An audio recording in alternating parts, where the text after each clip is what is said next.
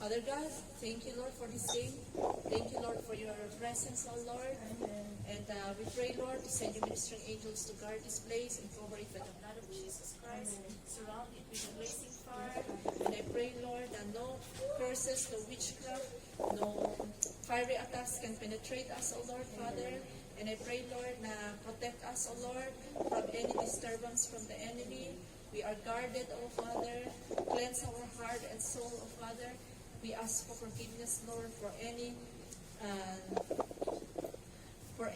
negative thoughts in us, O Lord, for any words that we said that is not pleasing to you, O Lord. We ask for forgiveness, Lord. And thank you, Lord, for the forgiveness, Lord. We humbly ourselves, O Lord. We humble ourselves into your presence right now to receive and accept our worship, Lord, today. Take over us, Holy Spirit. Kami ni Vanessa, Venus, and ako, Lord, and take over, Holy Spirit, Pastora Cecil, para sa maraming kong makakarinig ito sa mga videos and sa kami dito, Lord. Mabibless po kami, Lord. And it will lead to our spiritual growth and salvation. In Jesus' name, Amen. Amen. Father God, we welcome you. Hello. Father God, the Holy Spirit, salamat po. Kami po ay paunahan mo sa gawain. Gawain mo, God.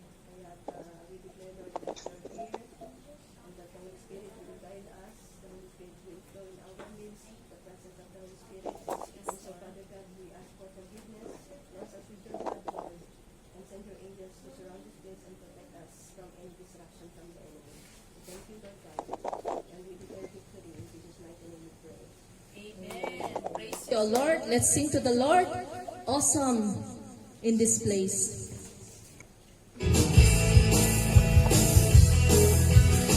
Let's sing and dance.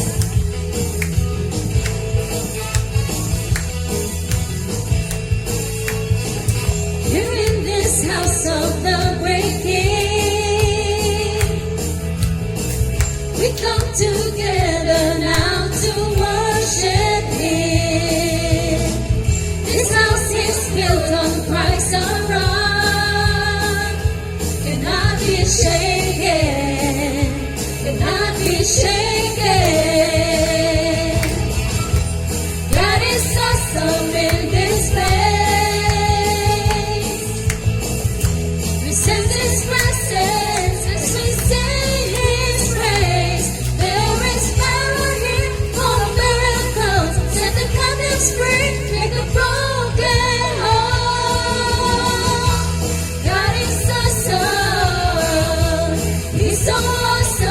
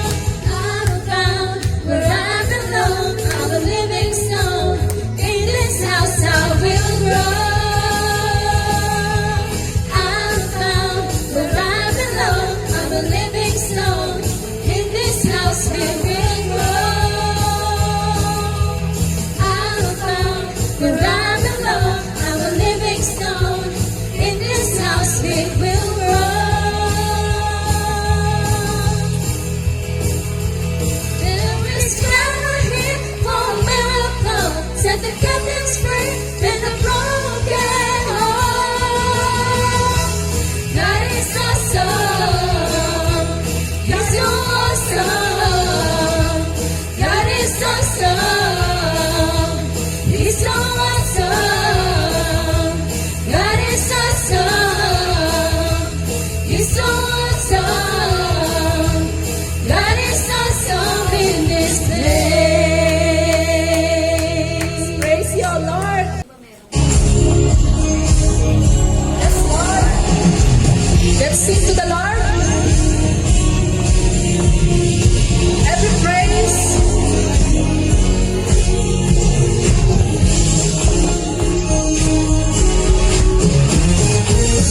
Every praise is to our God.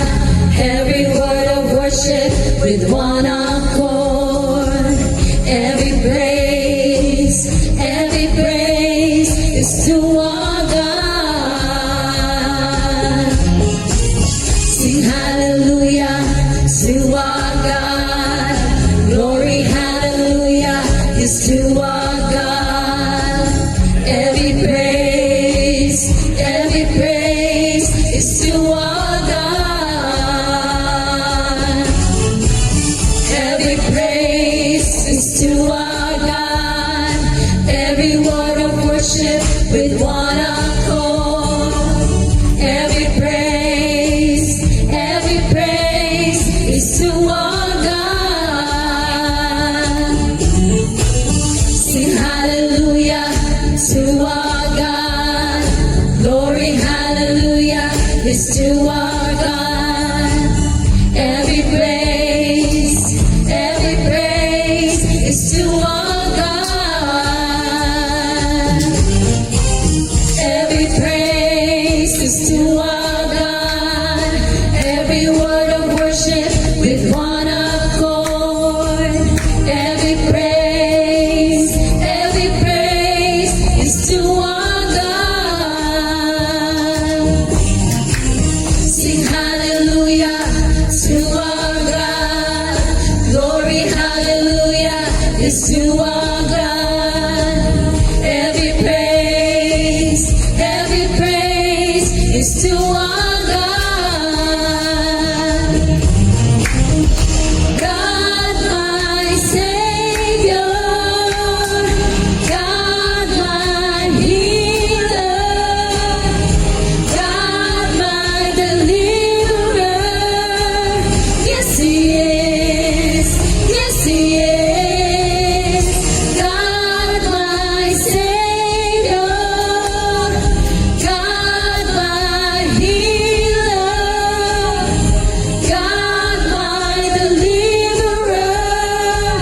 Yes He is, yes He is. God my Savior, God my healer, God my deliverer. Yes He is, yes He is, yes He is, yes He is. Every praise to our God. Every word of worship with one accord. Every praise, every praise, every praise, every praise, every praise, every praise, every praise, every praise, every praise, every praise, every praise, every praise, every praise, every praise to our God.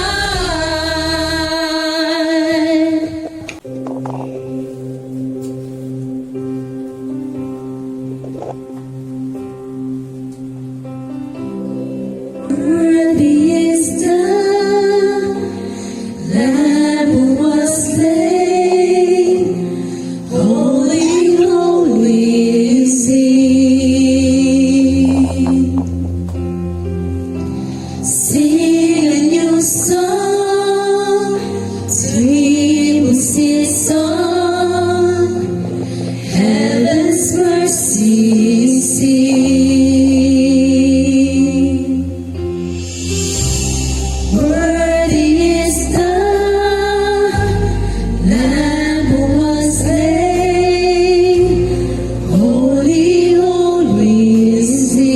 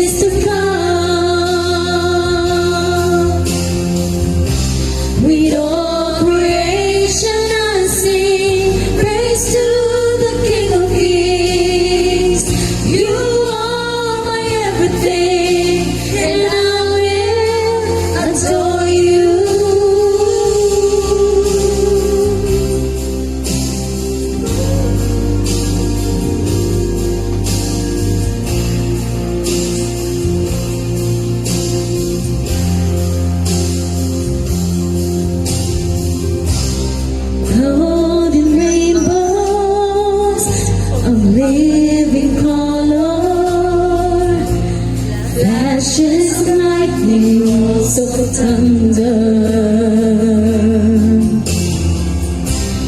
Blessing, honor, strength, and glory and power be to you, the only wise King.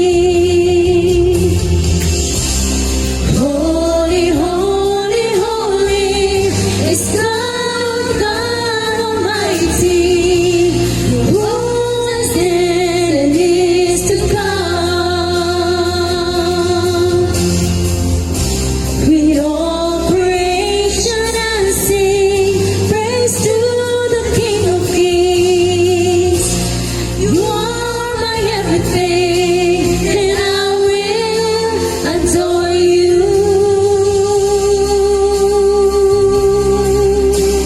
Yes, the Lord, we adore you. In Jesus' name.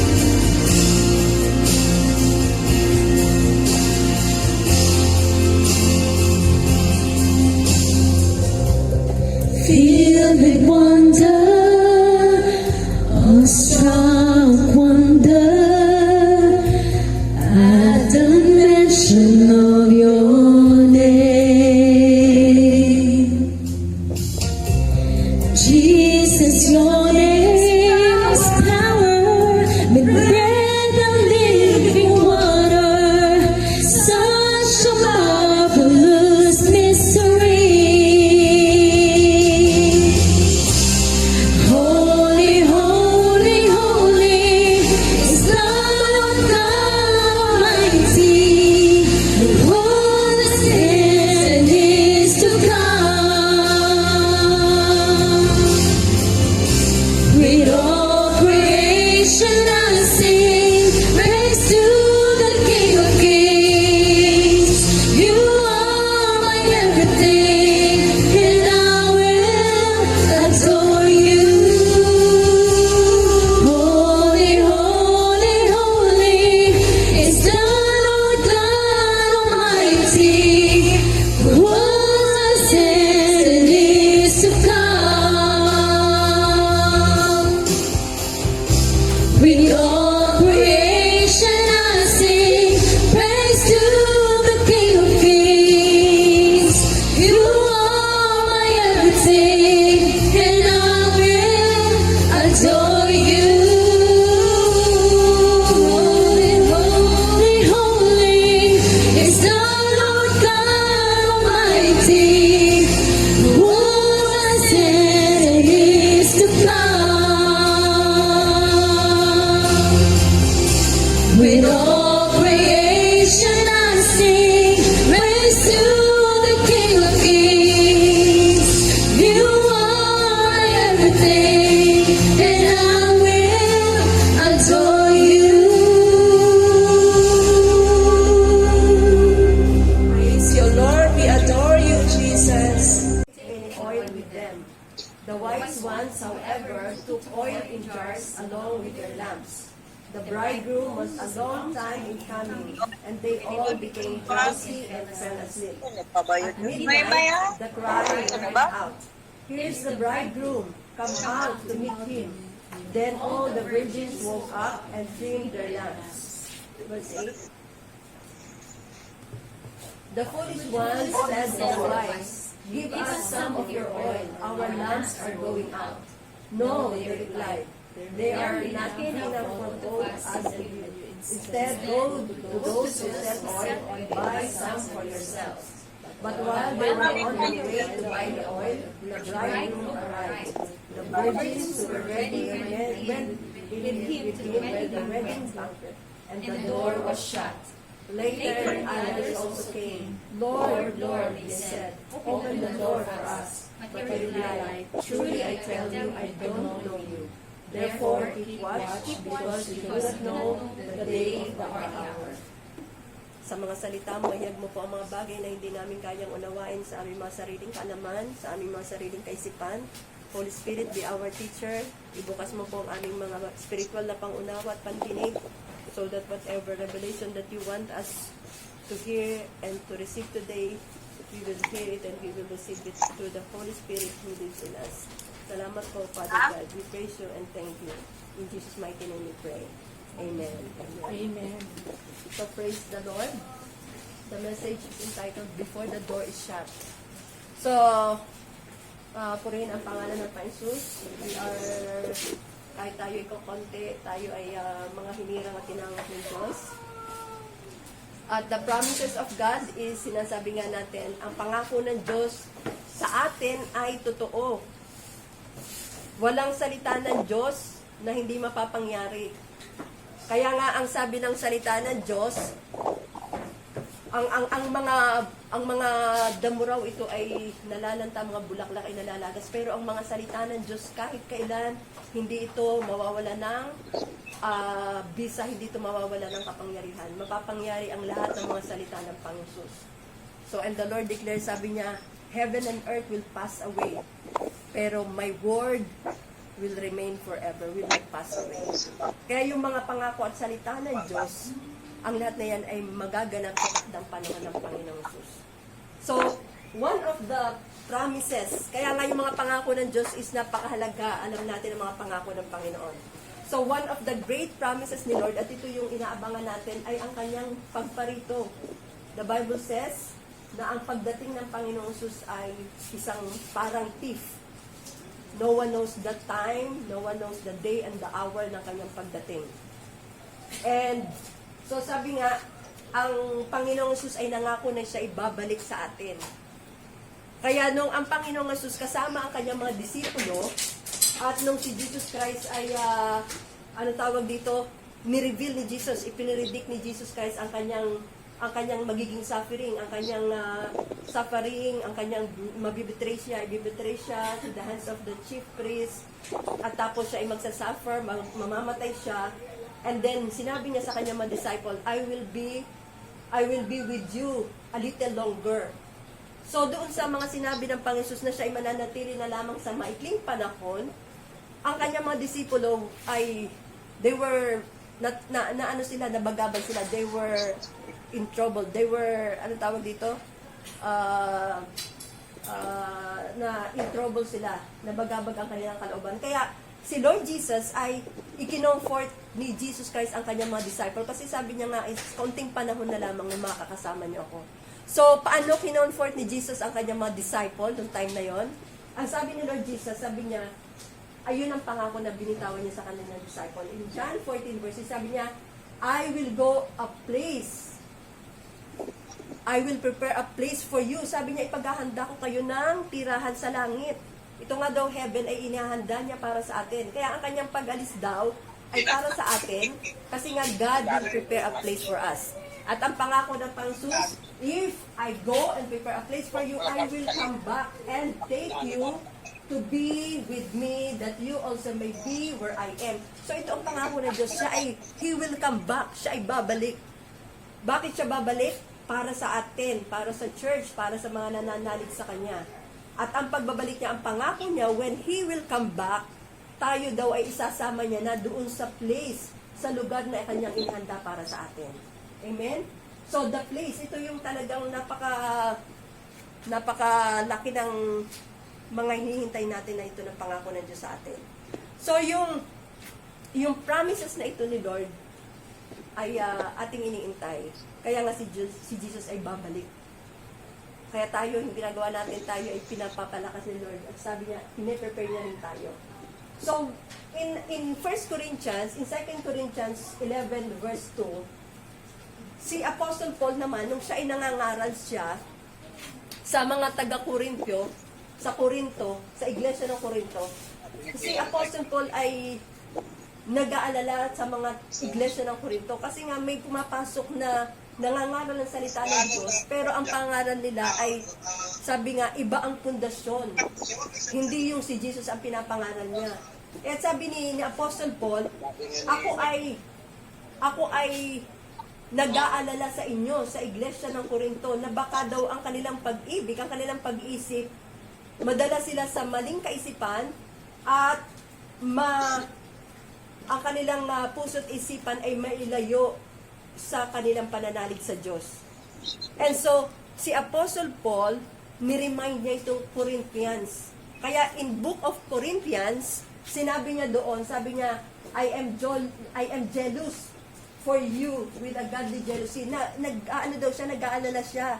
Kasi nga daw, baka daw sila ay mailayo sa mga tao na nangangaral na ang iba naman ang pinangangaral, hindi si Jesus. And so, dahil doon, pinaalala ni Apostle Paul sa iglesia, sabi niya, ang pangako daw niya, yung kanyang pangaral, tayo daw na mga iglesia, tayo daw church, ay para daw tayong bride. Ang sabi niya, I promise you to one husband to Christ, so that I may present you as a pure virgin to Him. So, ibig sabihin, tayo daw, the body of Christ. Tayo ay mga, sa salita ng Diyos, tayo daw ay mga bride, pure virgin, dalaga, malinis. Dahil nga tayo nilinis ng dugo ng Panginoon, at tayo daw ay ipinakipagtipan, ipinagkasundo sa isang husband.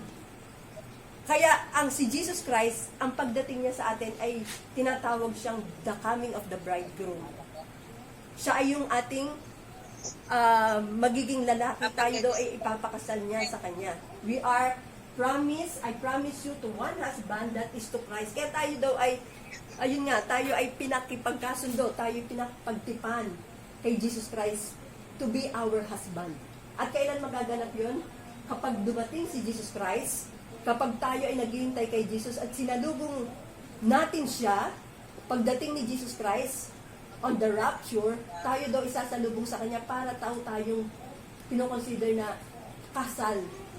Tayo ay parang babaeng ikakasal kay Jesus at sinasalubong natin siya ang pagdating ni Lord Jesus Christ. Amen? So, pero ang pagdating ni Lord Jesus Christ ay hindi natin alam. Yun ang sinasabi ng Bible. Walang nakakaalam sa oras at araw ng kanyang pagdating.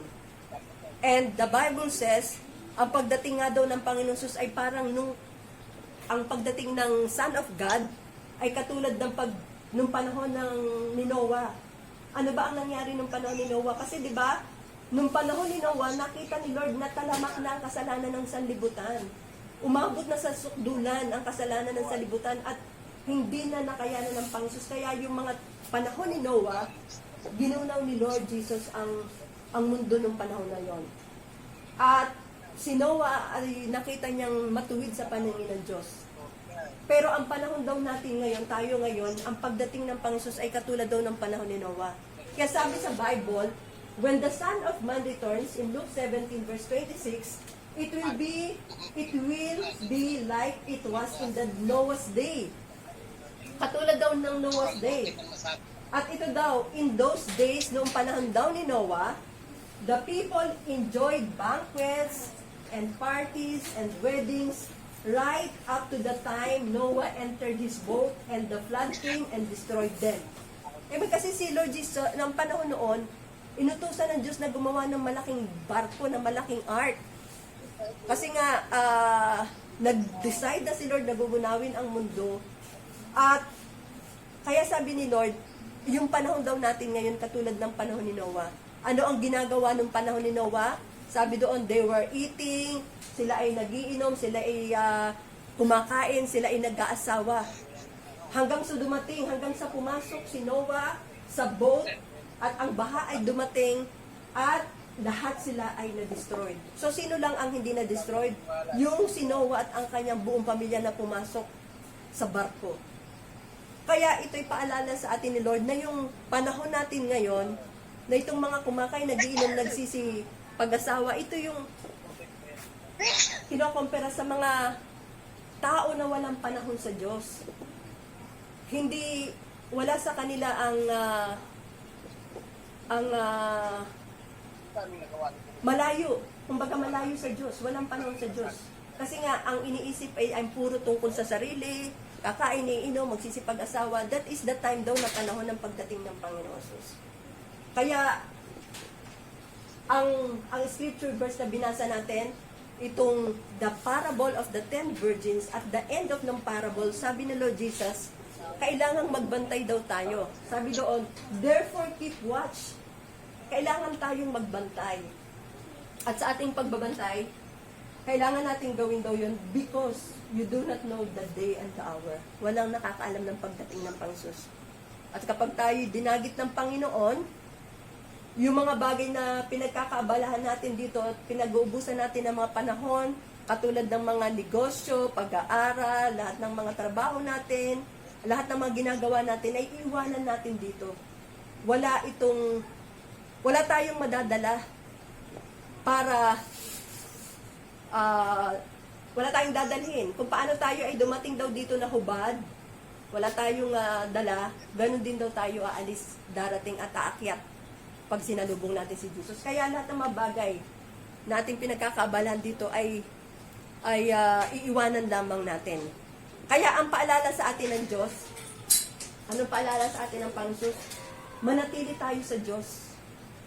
Huwag tayong hihiwalay sa Panginoon. Kasi kung paano daw yung isda ay nabubuhay sa tubig at nangihina ang isda, di ba, kapag wala na sa tubig, ganun daw ang ating magiging kalagayan. Tayo ay manghihina, mawawalan tayo ng buhay kapag nawalay tayo sa Panginoon. Kaya sinasabi ni Lord, huwag kayong hihiwalay. Kasi si Jesus ay inaantay natin. At sa ating pag-iintay, yun nga, binibigyan tayo ng paalala na manatili tayo sa Kanya. Kasi kung tayo daw ay may pag-asa, yung ang ating greatest hope na hinihintay natin ang pagdating ng Panginoon Sus.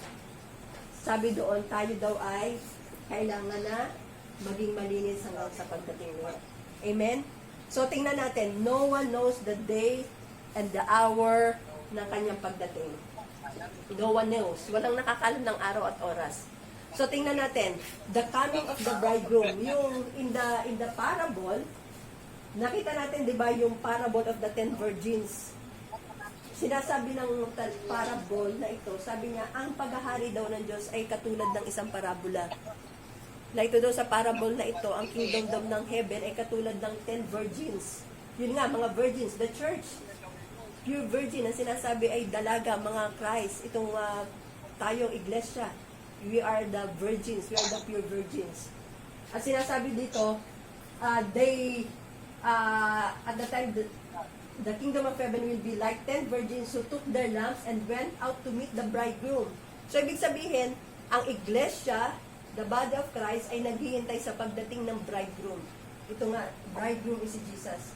Kaya, itong 10 dalaga daw na ito ay lumabas, at sa kanilang paglabas, sasalubungin nila ang bridegroom. Pero, merong dalawang klase ng Kristiyano ang tinutukoy dito ng Diyos. Ang sabi niya, 5 were foolish and 5 were wise. Ang 5 daw ay hangal, ang 5 ay matatalinong virgins, matatalinong mga Kristiyano.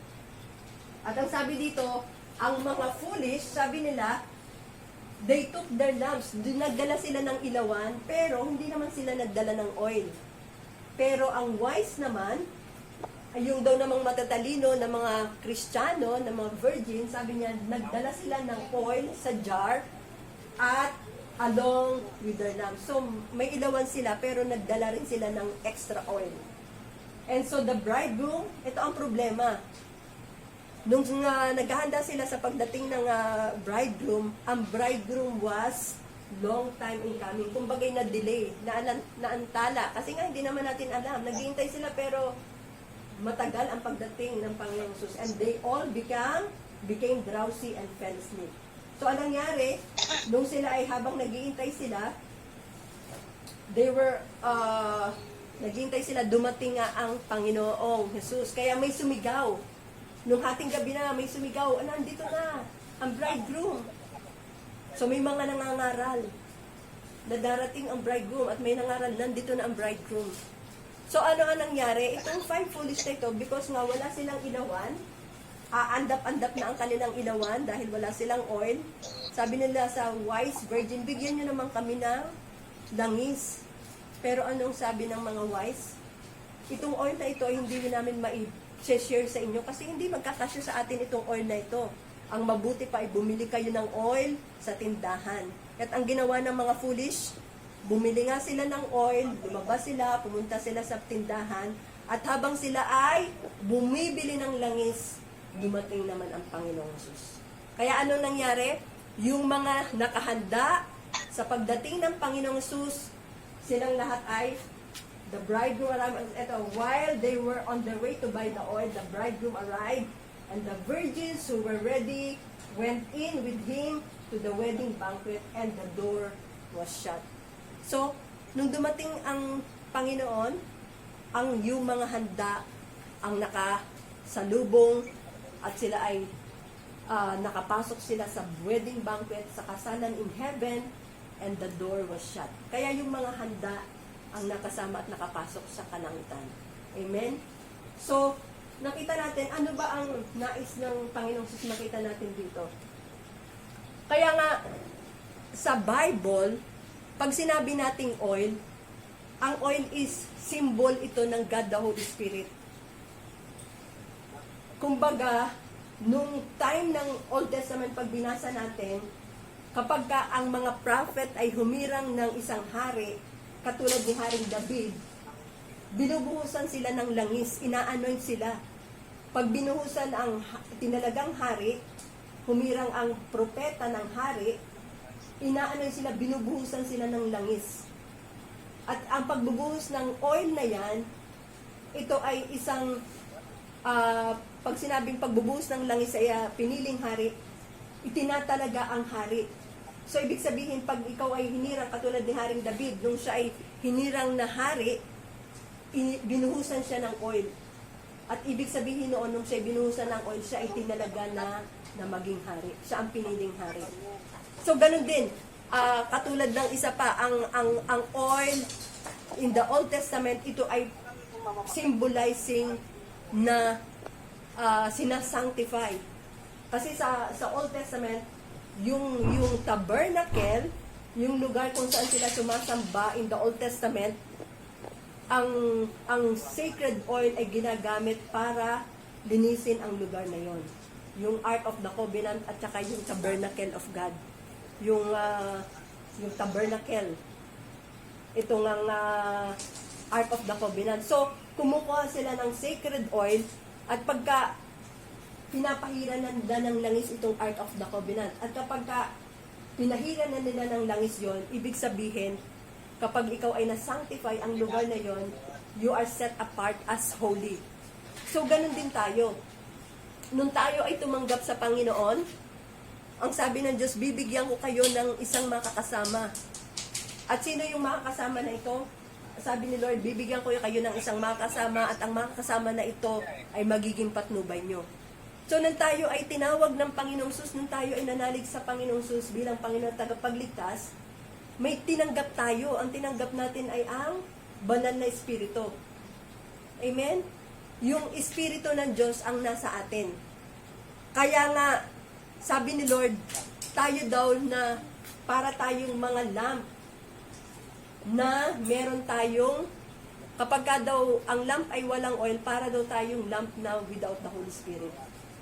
So, yung oil ay represent ng Holy Spirit sa ating mga buhay. Kaya, ang sabi ng Panginoon Jesus dito, we must all be wise. Maging matalino daw tayo. Katulad nitong mga 5 virgins na ito na sumalubong sa Panginoong Jesus. Amen? Hindi sila naubusan ng langis. Kaya nakita natin, nung tinanggap natin ang Panginoong Jesus sa ating mga buhay, ang banal na Espiritu ang kapangyarihan natin kasi hindi naman natin kayang magpatuloy without the Holy Spirit. At ang sinasabi nga sa Bible, ang banal na Espiritu ay tinanggap natin dahil ang banal na Espiritu ay pangako ng Ama na makakasama natin. At ito nga yung Holy Spirit, sinasabi ng Bible na ang Holy Spirit is a deposit. Kumbaga ay deposit siya sa atin. Na kapag, di ba kapag tayo ay noon, kapag bumili tayo ng, for example, ng Pepsi or ng isang soft drink sa tindahan, nagbibigay tayo ng deposit. Pag nagbigay tayo ng deposit, makiklaim natin ulit yung bote. So, ibig sabihin ganon. So, parang ganon din tayo. Kaya sinasabi ni Lord, maging wise daw tayo katulad ng 5 virgins na yon. At yun nga, yung simbolo ng Holy Spirit is oil in the Old Testament kasi ina-anoint ang tabernacle at ang mga itinalagang hari, pinili ay binubuhusan na langis. So, ganun din tayo. Tayo ay mga hinirang ng Diyos. Kapag tayo ay pinili at hinirang ng Diyos na nakipag-isa tayo kay Jesus, tayong lahat ay tinalaga na para sa Panginoon. Kaya, makikita natin, nung tayo ay nakapag-isa sa Panginoon Jesus, tumanggap tayo ng kapangyarihan ng banal na Espiritu. Kaya yung Holy Spirit sa atin, si Jesus Christ daw, yung Holy Spirit, yun yung buhay natin. Kaya ang buhay daw na Jesus Christ ay liwanag sa sanlibutan. Kaya kapag tayo ay mga anak ng Diyos, nasa atin ang banal na Espiritu, nagliliwanag tayo. Nagliliwanag tayo kasi nga meron tayong oil at nasa atin ang banal na Espiritu. At sabi ng Panginoon dito, in Romans 8 verse 9, you however are not in the realm of the flesh, but are in the realm of the Spirit. If indeed the Spirit of God lives in you. And if anyone does not have the Holy Spirit, sabi dito, kung ang isang tao daw ay walang banal na Espiritu, sabi doon, they do not belong to Christ. So ito yung katibayan na tayo ay mga anak ng Diyos. Kasi nga, we have the Holy Spirit na nasa atin. Kasi yun ay pangako sa atin ng banal na Espiritu. Kaya, sabi ni Lord, maging wise tayo. Yung mga 5 virgins na yon na naging aandap-andap na lamang ang kanal ng liwanag, wala daw langis. So, paano natin malalaman na ang mga langis sa atin, ang oil sa atin ay nauubusan na tayo ng langis? Paano ba malalaman sa atin na aandap-andap na lamang ang liwanag sa atin? Kasi nga kapag tayo ay may Holy Spirit, at kapag tayo ay hinirang ng Diyos, we live a holy life. Ano sabi dito? Make every effort to live in peace and with everyone, and to be holy. Without holiness, no one will see God. So ito ang reason na ang banal na Spirit ay dumating sa atin. So that tayo ay makapamuhay ng banal sa Panginoong Jesus. So, at ang Holy Spirit, yun yung power natin para tayo ay mamuhay ng banal sa Panginoon Jesus. Because without the Holy Spirit, sabi niya, without holiness, hindi natin makikita ang Panginoong Jesus. Kaya nga, ang banal na Espiritu, yung katibayan na tayo ay kukunin ng Panginoong Jesus. At makikita natin, di ba sa Bible, ano ang mga bunga ng Espiritu Santo? Ang mga bunga daw ng Espiritu Santo, kapag nasa atin ang Holy Spirit, ang pinoproduce na buhay nito sa atin ay nandun ang pag-ibig, nandun ang kapayapaan, nandun ang kagalakan, nandun ang kabaitan, ang kabutihan, nandun ang pagtsatsaga, nandun ang kahinahunan, at nandun ang pagkokontrol sa sarili. Kaya yung mga bagay na yan, yung mga bunga ng banal na Espiritu, hindi natin yan maipoproduce sa ating mga sarili. Itong langis na ito, kapag nasa atin ang Holy Spirit, yung oil, ay nasa atin, ang pinoproduce nito ay pag-ibig. Hindi lang para sa Diyos, kundi para sa kapwa natin. Nagpo-produce ito ng kabanalan sa ating mga buhay. Kaya kapag ang oil ay nauubos na sa atin, kasi ito naman ang gawa ng kaaway eh. Di ba ang kaaway, wala siyang gusto ang gusto lamang niya ay parumihin ang ating mga puso. Kaya nga sabi ni Lord, kailangan i-guard natin ang ating mga puso kasi ang kaaway, ang gusto niyang gawin ay parumihin ang ating mga puso. Parumihin. Halimbawa, tayo ay binibigyan niya ng mga pagkakataon. Ang si Satanas, binibigyan niya tayo ng sitwasyon para tayo ay mag-alala sa buhay. Binibigyan niya tayo ng sitwasyon para magalit. Binigyan ng pagkakataong, ginagawa siya ng sitwasyon para tayo ay,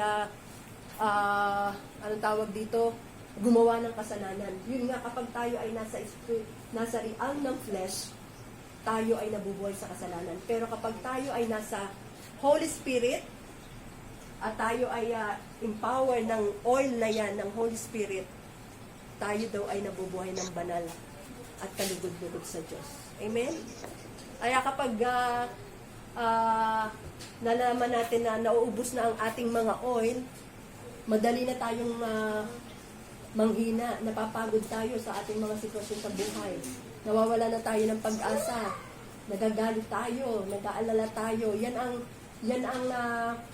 Yan ang tawag dito, yan yung mga senyales na yung ating mga oil sa ating mga puso, sa ating mga lamp ay nauubos na. Kaya kapag ka dumating ang mga pagkakataon na yun na tayo ay aandap-andap na ang ating mga oil, ang sabi ng Panginoong Sus, be wise, kailangan daw may extra tayo palagi. Kaya napakahalaga yung mga ginagawa nating ganito.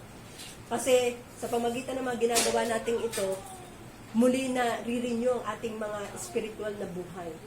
Nagkakaroon tayo patuloy ng kalakasang spiritual. Yung ating mga spiritual na buhay ay pinapalakas ng Diyos. Kaya kumbaga ay nagre-refill lang tayo, nagre-refill tayo ng oil. Nagre-refill tayo ng oil. Kaya parang sasakyan lamang yan eh. Di ba kapag ang pagdating ng Pangsus, kapag tayo ay pupunta sa isang malaking event, at ang sasakyan natin, tayo ay on the way na, pero naubusan tayo ng langis, ng oil sa ating mga sasakyan, hindi tayo makakarating sa ating pangututungan. Ang sasakyan ay hindi makakarating. Hindi tayo makakarating sa ating patutunguhan. So, ganun din tayo. Bilang mga Kristiyano, kailangan natin ng oil. At ito nga yung kailangan natin ng power ng banal na Espiritu at ang salita niya.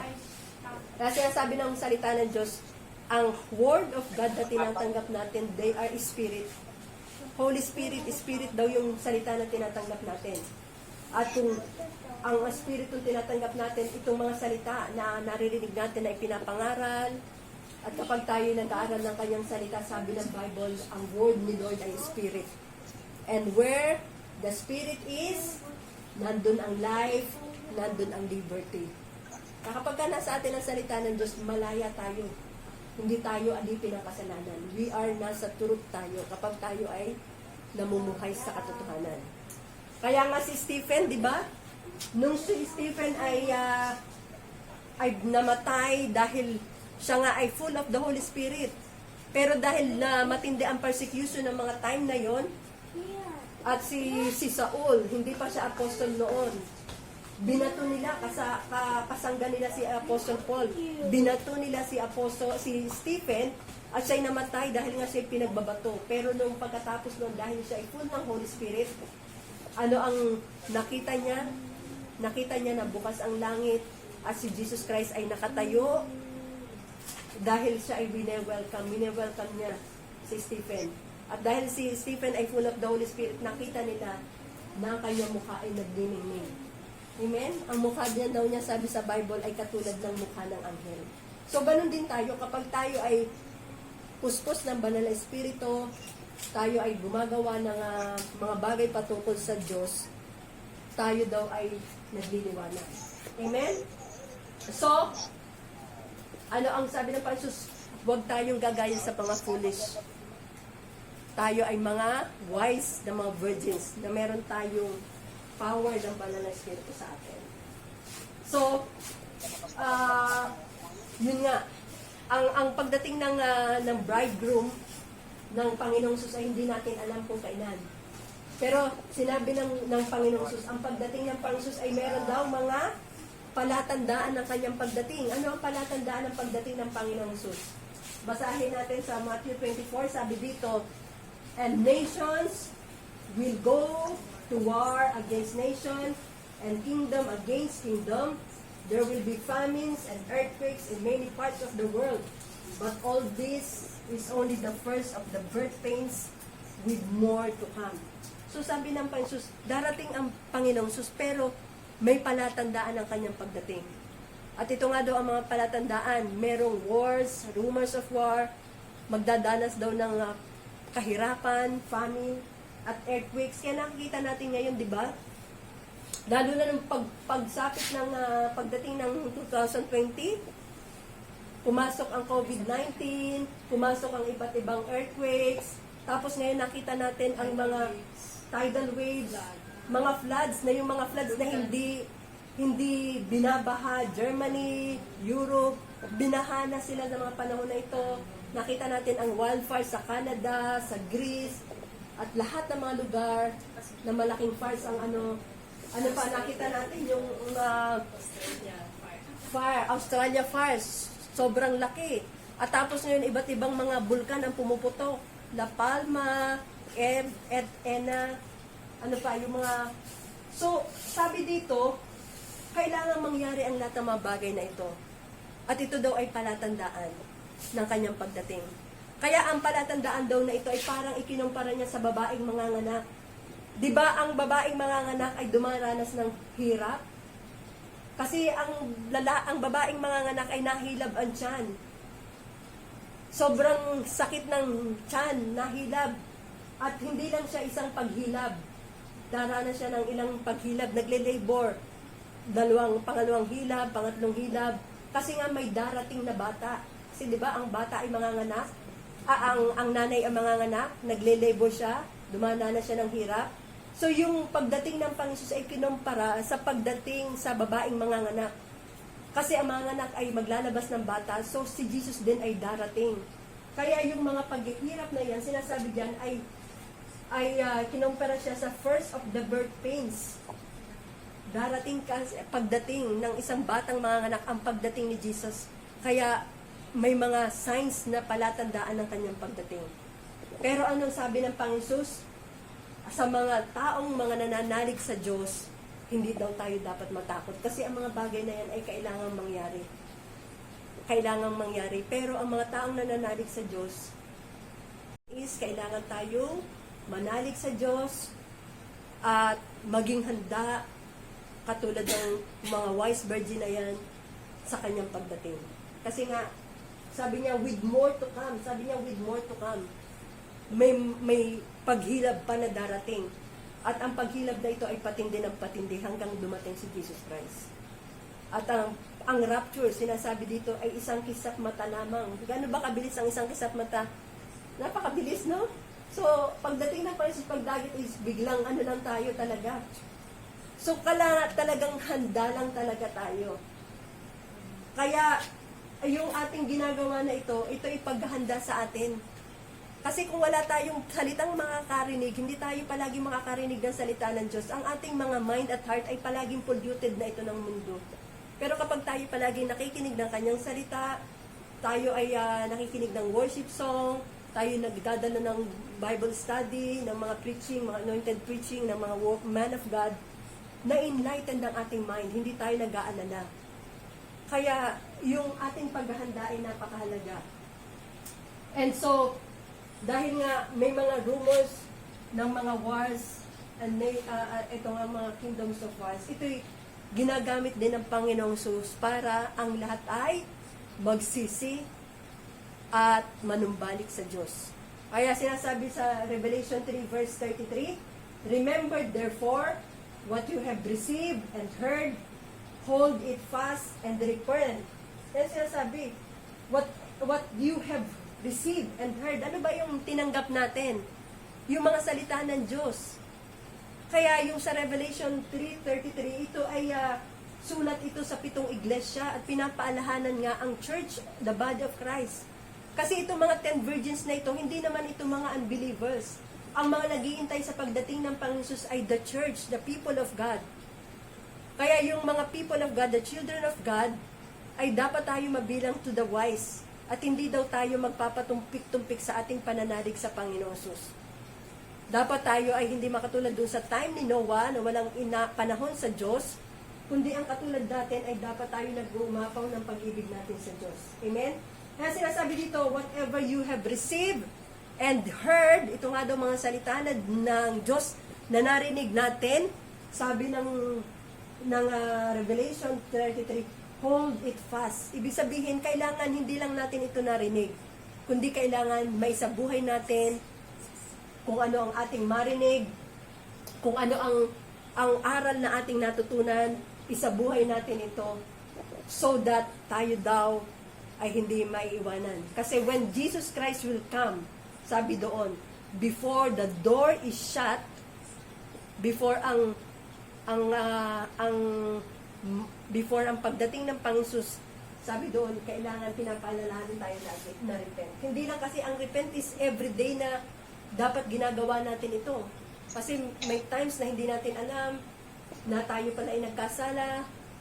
At sabi nga, mostly nakasalanan na ng Christian kapag sila ay nasa Panginoon na, ang kasalanan na ay mostly nasa isipan na at nasa puso.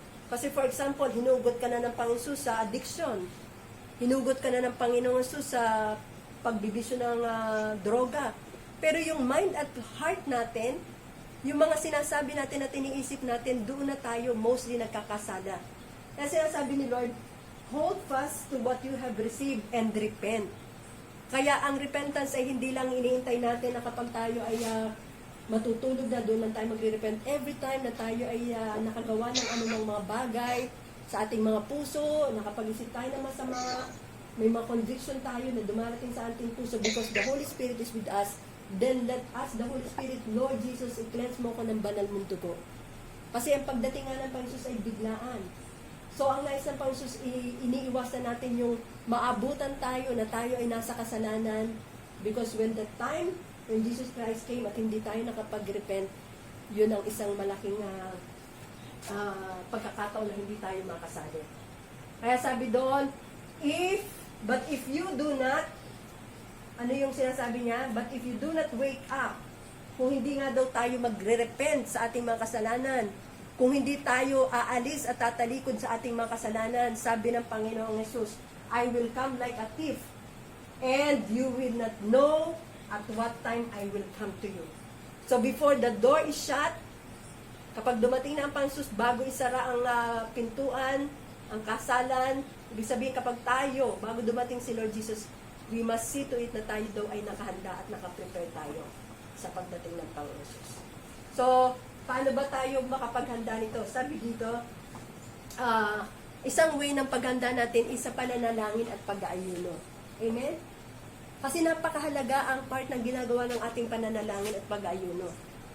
Kasi nga, nung time na si Jesus Christ ay kasama pa ng mga disciple niya, sabi ng mga disciple, sabi ng mga, di ba si Juan Bautista nandoon, sabi niya, yung mga Pariseo nagtanong kay Juan Bautista, bakit po inaalaw, bakit si Juan, ang kanyang mga disipulo ay nananalangin at nag-aayuno? Tapos tinanong niya ikinumpara niya, bakit ang mga alagad ni Jesus Christ hindi nananalangin at nag-aayuno? So anong sabi ni Lord Jesus? Hahayaan ba ninyo na hindi kumain ang mga alagad nyo kung nandoon pa ang lalaking ikakasal? So, ibig sabihin, sabi ni Jesus, darating ang panahon na kapag ang lalaking ikakasal ay umakyat na, yun ang panahon na tayo daw ay mananalangin at mag-aayuno. Anong ibig sabihin noon? The time nung nandoon pa si Jesus, ang mga tao, kasama nila si Jesus, they enjoying the presence of God. Pero kapag si Jesus Christ, at ito yung time na to, na si Jesus Christ ay kinuha na, ibig sabihin na siya ay nasa langit na, He's preparing for a place for us, ito daw ang panahon na tayo ay nananalangin at nag-aayuno. Why? Kasi nga sa ating pananalangin at pag-ayuno, pinapalakas niya ang ating spirit. Di ba sabi sa Bible, the spirit is willing, pero our body is weak.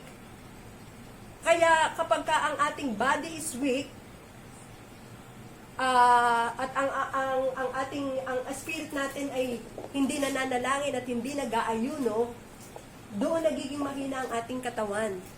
Kaya sabi ni Lord, tayo daw ay manalangin at mag-ayuno kasi sa ating pananalangin at pag-ayuno, tayong lahat ay pinapalakas niya. Ang ating spiritual na buhay ay pinapalakas ng Diyos. Ibig sabihin, tayong lahat ay maglaan ng oras para manalangin, mag-ayuno, so that sa pamagitan ng prayer and fasting, ang ating espiritu ay pinalalakas ng Diyos. Kapag ang malakas ang ating spirit, yung ating soul ay kumakain ng salita ng Diyos, ang katawan natin ay nahihila na yan. Kaya ang kailangan yung soul natin ay kumain ng salita ng Diyos. Kasi kung hindi tayo kakain ng salita ng Diyos, ang body ay hindi magiging malakas. Kaya naggagawa ng body na manghina at makagawa ng mga bagay na hahantong sa kasalanan, kaya kapag yung time na mahina ang ating mga soul. Kasi sinasabi ng Panginoon, kapag wala na, ito ng time na wala ang Panginoong Jesus, ito daw ang time na tayo ay manalangin at mag-ayuno. Kaya ang isang way para tayo ay lumakas sa espiritu habang iniintay natin ang Panginoong Jesus at ang kanyang pagdating, kailangan nating manalangin at mag-ayuno. So that our body will be kept pure hanggang sa pagdating ng Panginoong Jesus. Amen? Kasi sa pagdating daw ng Panginoong Jesus, makikita natin siya ng mukhaan.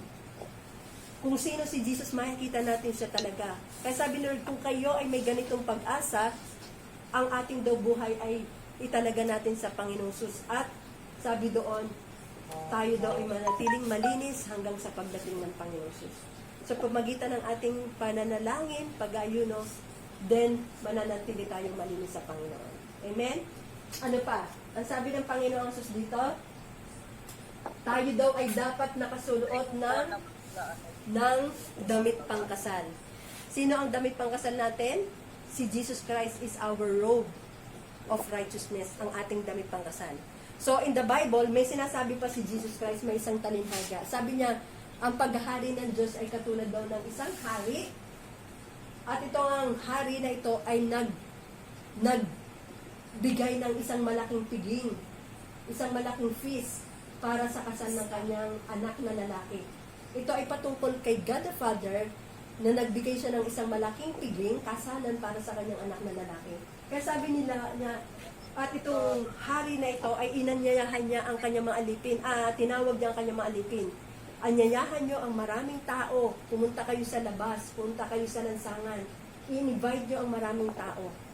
Kaya nung dumating nga ito si Lord Jesus, hindi siya tinanggap ng Israel. Kaya sabi niya, nagalit ang hari, at pagkatapos sabi niya, pumunta kayo doon sa maraming tao, ipangaral niyo, anyayahan niyo ang lahat ng mga taong makita niyo. Malinis, marumi, anyayahan niyo lahat. Kaya sa Bible sabi niya, go out in the street corners and invite everyone you see. So tayo mga iniligtas ng Panginoong Sus. Hindi lang tayo iniligtas ng Diyos para tayo iligtas niya. Kundi tayo iniligtas ng Diyos para din tayo ay magligtas pa ng maraming kaluluwa. Kaya yung binigyan na tayo ng banal na espiritu para binigyan tayo ng lakas para mangaral ng kanyang salita.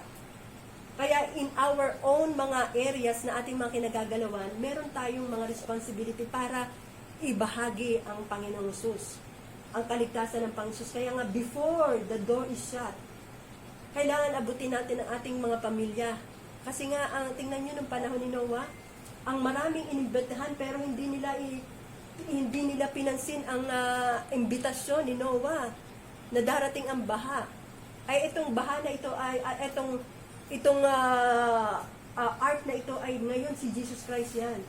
Kasi sabi niya, imbitahan nyo, pumunta kayo, sabi niya dito, go out to the streets corner and invite everyone to see. So tayo lahat, sabi niya, lumabas kayo, anyayahan nyo, sabihin nyo, nakahanda na ang piging, pinatay na ang baka, nakahanda na ang piging para pagsalo-salo na sa kasalan. And so in verse 10 sabi niya, so the servants brought in everyone they could find. Lumabas nga din yung mga alipin, inimbitahan niya ang maraming tao, lumabas sila ng lansangan. Sabi niya, good and bad alike, and the banquet hall was filled with guests. So ito daw, nag-imbita sila ng maraming tao, lahat ng masasama at mabuting tao ay inanyayahan. Pero anong sabi doon? But when the king came, nung dumating ang hari doon sa piging, sabi niya, nakita niya ang mga guests. At na-notice niya a man who wasn't wearing the proper clothes for a wedding. Dumating ang hari, sinilip niya, pumunta siya at nakita niya sa piging, meron pa ng tao, bisita doon na hindi nakasuot ng damit pangkasalan. Kahit ano ang sinabi niya, friend, sabi niya, he asked, how is it that you are here without wedding clothes? But the man had no reply. Then the king said to his aides, bind his hands and feet and throw him into the outer darkness where there will be no weeping, where there will be weeping and gnashing of teeth. So nakita natin, ang kasalan, yung sinasabi ni Lord na kasalan, yung ating place in heaven, para tayo makapasok dito sa place of heaven na ito ay only si Jesus Christ lang. At yung robe of righteousness na sinasabi doon, nung tinanggap natin si Lord Jesus, we are righteous na sa paningin ng Diyos. Ano ibig sabihin na tayo daw ay mga righteous na sa harapan ng Diyos? Matuwid na tayo sa harapan ng Diyos kasi pinapaging banal na tayo.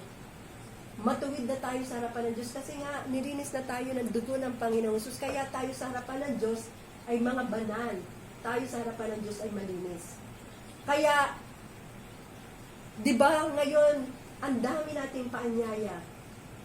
Pero tandaan natin, sabi ng Panginoong Jesus, many are called, but only few are chosen. Maraming tinawag ang Diyos. Maraming nangaral ng salita ng Diyos. Marami ang nakarinig ng salita ng Diyos, pero konti lang ang tumugon. Ang sabi doon, marami ang tinawag, pero konti lang ang mga hinira. Kaya yung mga hinirang ng Diyos ay mananatili hanggang wakas. So kahit tayo kakaunti dito, mapalad tayo kasi nananatili tayo. Hindi natin iniisip na may mga gagawin pa tayo, may mga bagay pa tayong kailangan tapusin. Pero sabi ni Lord, yung mga tinawag at hinirang ng Diyos, yun yung nananatili hanggang wakas. Kaya yung sinasabi dito ni Lord na ang righteousness natin, yung mga hindi nakasuot ng proper wedding clothes. Kasi nga si Jesus lamang naman talaga ang way para makapasok ka kay God the Father. Walang ibang mga relihiyon. Kaya si Jesus Christ ay hindi nagtayo ng relihiyon. Siya ay pumunta dito para establish niya ang relationship sa bawat tao, sa bawat isa sa atin. Hindi siya nagtayo ng ibang relihiyon, hindi siya nagtayo ng kung ano-anong religion para sa tao, kundi ang inimbitahan ni Lord, ang ginawa ni Lord ay in-establish niya ang ating relasyon kay God the Father sa pamagitan ng Panginoong Jesus. Kaya yun ang ating robe of righteousness. Because apart from Jesus, hindi tayo makakapasok sa Ama.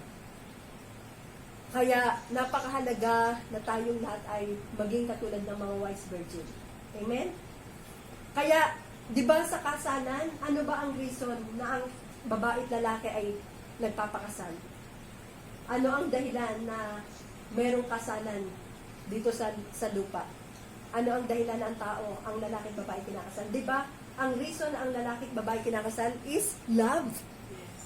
Ganon din. Love ang dahilan na ang lalaki at babae kinakasal. Kaya si Jesus ay Christ ay darating dito para pakasalan niya ang mga taong nagmamahal sa Kanya. Love is the reason. Kaya sabi ni Lord, matatapos ang pangangaral ng salita ng Diyos. Pero ang pag-ibig ng Diyos ang mananatili. Kaya pagdating ng ganap na araw na yon, wala nang pangangaral ng salita ng Diyos. Matatapos na ang pagsasalita ng iba't ibang wika. Matatapos na ang paggawa ng iba't ibang mga himala. Pagdating ng ganap na araw na yon. But the only thing that will remain is, sinasabi ni Lord, love. Kaya ang pagdating ng Panginoon Jesus dito, ang dahilan ay love.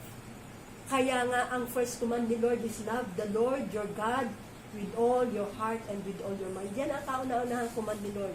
At pangalawa, love your neighbor as yourself. So kapag tayo ay nagmamahal sa Diyos, may mga bagay tayong isinasantabi para lamang magawa natin ang pag-ibig natin sa Diyos. Amen? Katulad na lamang ng Friday. Kung alam mo talagang mahal mo si Lord, uunahin natin si Lord kahit na meron tayong mga special appointment, kahit na naghihintay sa atin ang part-time at mga trabaho. Ito ay isang way na pagpapakita natin ng pag-ibig sa Diyos eh. Yung unahin natin ang pagsamba sa Panginoon. Diba? Yan ay priority. Ibig sabihin ng love, you prioritize God. Kaya napakahalaga ang pag-ibig natin sa Diyos. Kasi ang pakakasalan ni Lord, dahil nga merong kasalan, tignan niyo, handa na ang kasalan, handa na ang piging. Pero si Gladys, di ba, nang pumunta siya, nung pinakita niya sa kanya ang heaven, sabi niya, ang mga, anong sabi niya? Nung si Gladys ay dinala ni God the Father sa heaven, Jesus, sabi niya, hindi pa handa, di ba, ang mga bulaklak ay nag-aawitan sa heaven, pero ang sabi doon, malungkot, pero dahil daw ang church ay hindi pa handa. Hindi pa daw handa. Ang mga bulaklak sa heaven ay nag-aawitan. Kasi di ba sabi ni Lord, kung walang sasamba sa Kanya, kahit ang mga bato ay kaya niyang gawing sumamba sa Kanya. So, ang mga heaven, sa heaven daw, ang mga bulaklak ay sumasamba at malungkot daw kasi nga daw ang church ay hindi pa handa. So, now is the time na tayo pinaghahanda ng Diyos. The reason na darating si Jesus dito ay para sa kasalan. Kaya tinitingnan niya mga taong nagmamahal sa Kanya. Kasi hindi niya naman dadagitin ang mga taong walang pag-ibig kay Jesus. Ang dadagitin ni Lord Jesus, ang iaakyat niya yung mga taong nagmamahal sa Kanya, nagbibigay ng panahon sa Kanya, nag-aalay ng buhay sa Kanya, gumagawa ng kalooban ng Panginoon, gumagawa at naglilingkod sa Panginoon. Kaya napakahalaga na tayo ay hindi nawawala ng desire sa Panginoong Sus para lumapit sa Kanya at mag-aral ng Kanyang salita. Napakapalad natin na tayo ay merong pagkakataon na binibigay si Lord. Na kahit na meron tayong mga anong tawag dito? Pandemic, nakakapagpuri tayo sa Kanya at meron tayong kalayaan sa lugar na ito para sambahin natin si Lord. Kasi ang paghahanda sa atin na ginagawa ng Panginoon ay ngayon. Katulad ng ginagawa natin, ito'y paghahanda ng Panginoon para sa kanyang pagdating. Amen? Kaya sa pamagitan ng ating mga ginagawa na ito, tayo ay tinuturuan ni Lord maghanda. So ano pa ang sabi ni Lord? Manalangin tayo at mag-ayuno. And the cloth of righteousness, our wedding clothes is si Jesus Christ. At pangatlo, sabi ng Panginoon Jesus, maging matyaga tayo sa paghihintay sa Panginoon Jesus. Paano ba nagiging matyaga ang magsasaka? Sabi ng Bible, tumulad daw tayo sa magsasaka. Ang magsasaka ay nagtsatsagang maghintay sa pagdating ng Panginoon Jesus. Iniintay niya ang mahalagang ani sa kanyang mga pananim. Ganun daw tayo dapat maging matyaga. At katulad ng magsasaka, naghihintay sila ng ulan para sa kanilang pananim. So, ganun din daw tayo maging handa sa pagdating ng Panginoong Jesus. Amen? Maging matyaga tayo at lakasan natin ang ating loob. At maging malinis tayo hanggang sa pagdating ng Panginoong Jesus. Amen? Tandaan natin na tayo ay mga hinirang ng Diyos. We are anointed. Pag sinabi natin anointed, ang Holy Spirit ang ating anointing. Ang oil, the Holy Spirit, the oil of anointing is the Holy Spirit within us. Kaya tayo ay maliwanag, ang buhay natin ay nagliliwanag at napupuspos tayo ng kapangyarihan ng Diyos. Kaya ang sabi ng Panginoon Jesus, be wise like the 5 virgins at manatili tayong matyaga at manatili tayo sa pag-ibig ng Diyos. Amen? The reason na tayo ay dadalhin ng Panginoon Jesus dahil sa pag-ibig. The reason na merong kasalan ay dahil sa pag-ibig. Kaya the more na tayo ay naglalaan ng oras sa Kanya, the more pinapakita natin ang pag-ibig natin sa Panginoon. Amen? So mapalad tayo at patuloy tayo, mag-prepare tayo ng ating mga sarili. Yung mga ginagawa natin ito ay pag-prepare sa ating mga sarili. And most especially, abutin natin ang mga kamag-anak natin, ang pamilya natin, na hindi pa nakakakilala so that we will not be left behind closed door.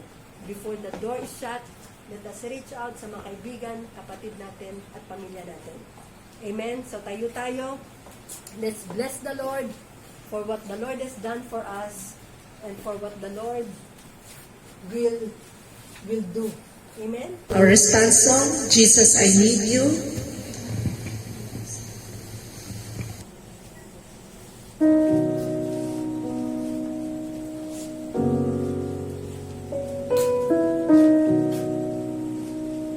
Be unsent,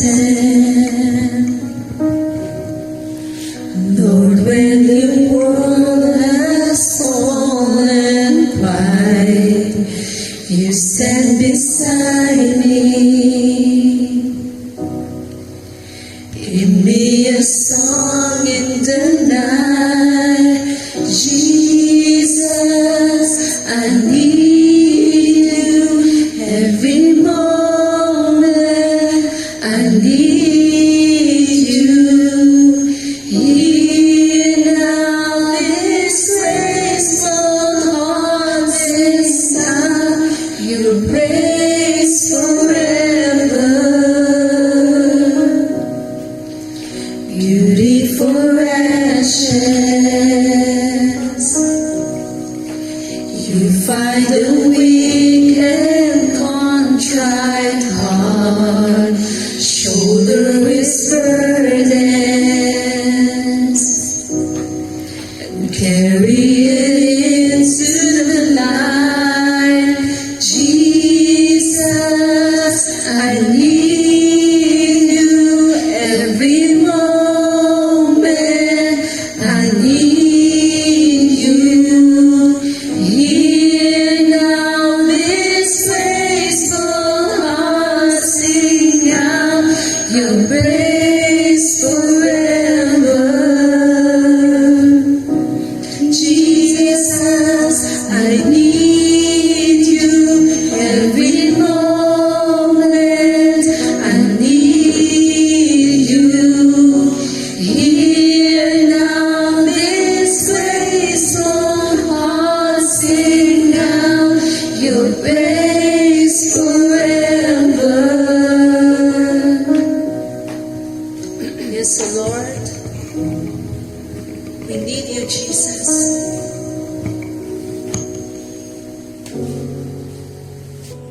Remember love, remember mercy, Christ before me, Christ behind me, your loving kindness has never failed me, Christ before me, Christ behind me, remember love, remember mercy, Christ before me, Christ behind me, your loving kindness has never failed me, Christ before me, Christ behind me, remember love, remember mercy, Christ before me, Christ behind me, your loving kindness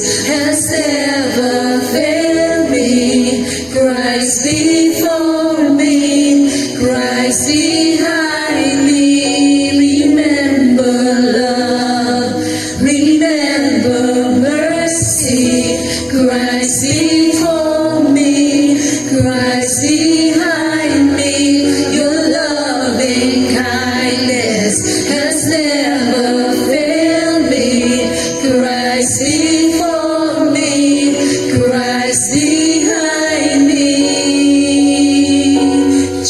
Jesus, I need you every moment. I need you. Hear now this graceful heart sing down your praise forever. Remember love, remember mercy, Christ before me, Christ behind me, your loving kindness has never failed me, Christ before me, Christ behind me.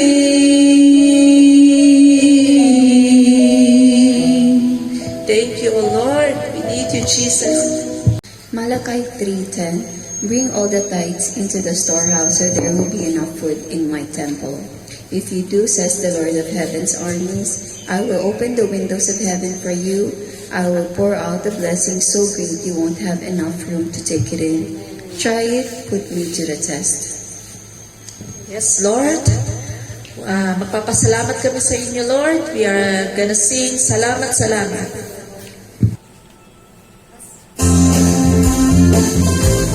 Yes, let's sing Salamat, Salamat.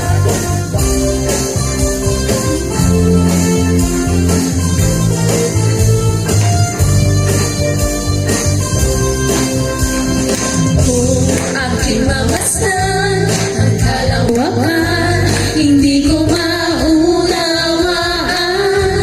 ang iyong dahilan kung bakit ako'y pinili mo dinalagaan. Di ko kayang isipin, hindi ko kayang sukatin ang pag-ibig mo, Jesus, na iyong binigay sa akin. Salamat, salamat, O Jesus, sa pag-ibig mo. Walang ibang nagmahal sa akin ng katulad mo. Salamat, salamat, O Jesus, sa pag-ibig mo. Ako'y magsasaya sa piling mo.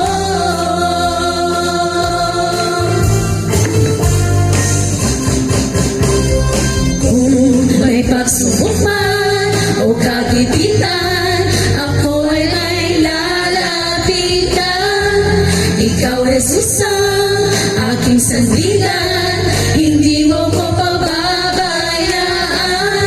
Di ko kayang isipin, hindi ko kayang sukatin ang pag-ibig mo, Jesus.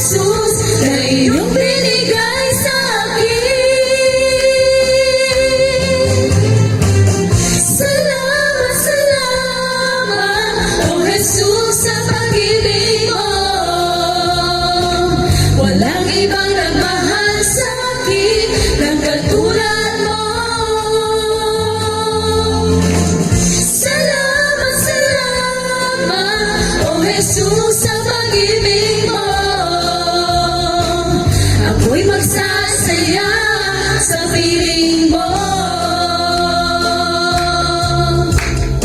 Buhay ka nang purihin ka, buhay ko nang sa'yo'y sumamba. Wala nang ibang nanaisip pa, kundi pasalamatan ka. Buhay ko nang purihin ka, buhay ko nang sa'yo'y sumamba.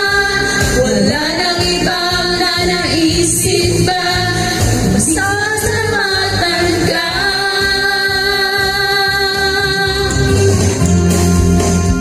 Salamat, salamat, O Jesus, sa pag-ibig mo.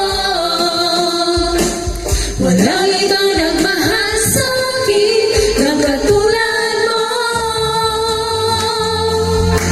Salamat, salamat, O Jesus, sa pag-ibig mo. Ako'y magsasaya sa piling mo. Salamat, salamat, O Jesus, sa pag-ibig mo. Walang iba nagmahal sa akin ng katulad mo. Salamat, salamat, O Jesus, sa pag-ibig mo. Ako'y magsasaya, ako'y magsasaya